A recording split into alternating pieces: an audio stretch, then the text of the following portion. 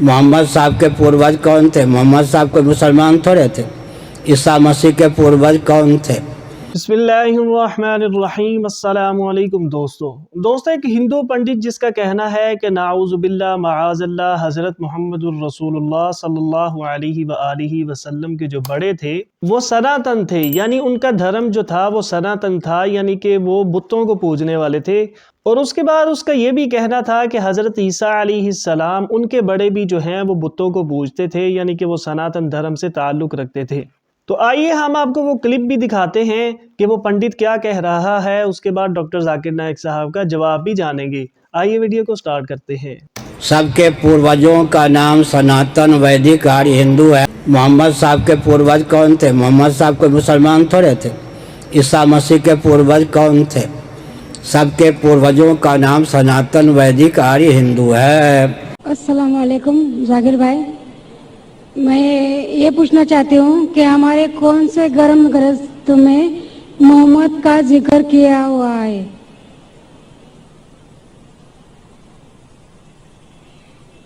वालेकुम सलाम बहन जी।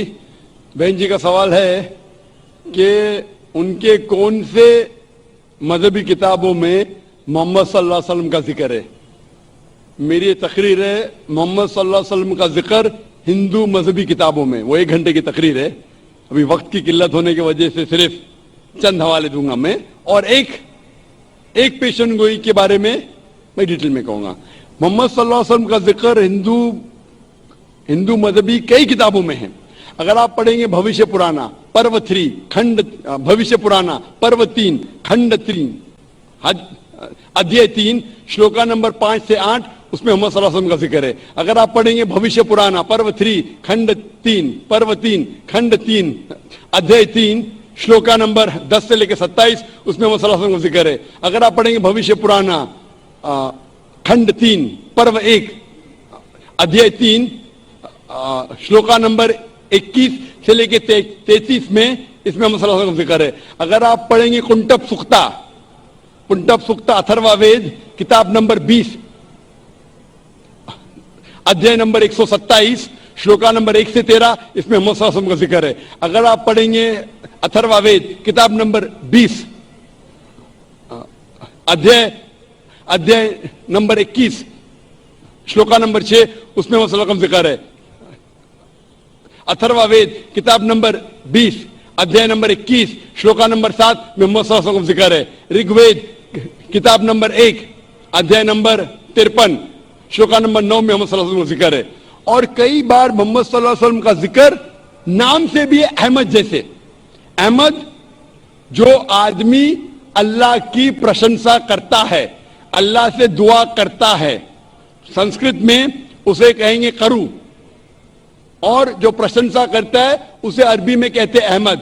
अहमद नाम से जिक्र है हिंदू कई मजहबी किताबों में। अगर आप पढ़ेंगे सामवेद उत्तर चिक मंत्रा नंबर 1500, उसमें मोहम्मद सल्लल्लाहु अलैहि वसल्लम का जिक्र अहमद जैसे। सामवेद इंदिरा अध्याय नंबर 2 वर्ष नंबर 152 में मोहम्मद सल्लल्लाहु अलैहि वसल्लम का जिक्र है। अथर्वा वेद ऋग्वेद में जिक्र है किताब नंबर 8 अध्याय नंबर 6 श्लोका नंबर 10 में। अथर्ववेद किताब नंबर 8 अध्याय नंबर 5 श्लोका नंबर 15। अथर्ववेद किताब नंबर 8 अध्याय नंबर 127 श्लोका नंबर 14 में मोहम्मद सल्लल्लाहु अलैहि वसल्लम का जिक्र है। और मोहम्मद सल्लल्लाहु अलैहि वसल्लम का जिक्र है मोहम्मद के नाम से। नरशंसा, नर मतलब आदमी, शंसा मतलब तारीफ के लायक। नरशंसा मतलब तारीफ के लायक आदमी। अरबी में उसका तर्जुमा करेंगे होता है मोहम्मद। मोहम्मद सल्लल्लाहु अलैहि वसल्लम का जिक्र कई बार हिंदू मजहबी किताबों में है। Rigveda book number 1 hymn number 13 verse number 3, Rigveda book number 1 hymn number 18 verse number 9, Rigveda book number 1 hymn number 106 verse number 4, Rigveda book number 1 hymn number 142 verse number 3, Rigveda book number 2 hymn number 3 verse number 2, Rigveda book number 5 hymn number 2 verse number 2, Rigveda book number 7 hymn number 2 verse number 2, Rigveda book number 10 hymn number 64 verse number 3, Rigveda book number 10 hymn number 182 verse number 2, Yajurveda chapter number 20 verse number 37, Yajurved chapter number 20 verse 57, Yajurved chapter number 21 verse number 31, Yajurved chapter number 21 verse number 55, Yajurved chapter number 28 verse number 2, Yajurved chapter number 28 verse number 19, Yajurved chapter number 28 verse number 82, Yajurved chapter number 29 verse number 27. मैं सिर्फ हवाले सैकड़ों दे सकता हूं आपकी हिंदू मजहबी किताबों में मोहम्मद सल्लल्लाहु अलैहि वसल्लम की पेशन गोई के बारे में। वक्त की किल्लत होने की वजह से सिर्फ एक के बारे में मैं जिक्र कहूंगा हवाले के अलावा। आपकी मजहबी किताबों में जिक्र आता है कल की अवतार के बारे में। कल की अवतार लिखा है कल की पुराना में अध्याय नंबर 2 श्लोका नंबर 5, 7, 9, 11, 15 में जिक्र आता है कल की अवतार के बारे में। इसमें लिखा है कि कल की अवतार के वालिद का नाम है विष्णु यास। विष्णु मतलब अल्लाह, ईश्वर, यास मतलब बंदा, सर्वेंट, सर्वेंट ऑफ अल्लाह, अल्लाह का बंदा। अरबी में तर्जुमा करेंगे तो अब्दुल्ला हो जाता है। और हम जानते हैं मोहम्मद सल्लल्लाहु अलैहि वसल्लम के वालिद का नाम था अब्दुल्ला। उसकी वालदा का नाम है सुमति।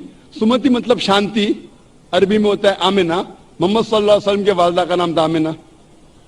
ये पैदा होंगे एक अमन के शहर में, हम इसे कहते हैं मक्का। ये ऐसे खानदान में पैदा होंगे जो उस शहर के ठेकेदार थे, जो उस शहर के, हम जानते हैं कि मोहम्मद सल्लल्लाहु अलैहि वसल्लम कुरैश खानदान में पैदा हुए।